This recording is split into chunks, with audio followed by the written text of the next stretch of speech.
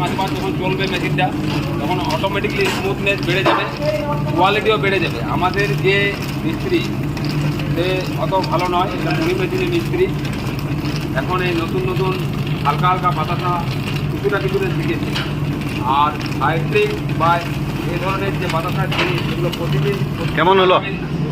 খারাপ হয়নি, ভালো হয়েছে। আচ্ছা। আরেকটু প্রবলেম এ তো আপনার বাতাসা মিস্ত্রি নয়, আমাদের যে মিস্ত্রি সে মানে খালি ডেমো দেখানোর জন্য আপনার করা হয়েছে। আপনি আমাদের মানে কোম্পানির সাথে কিভাবে যোগাযোগ করেছিলেন? ইউটিউব দেখে।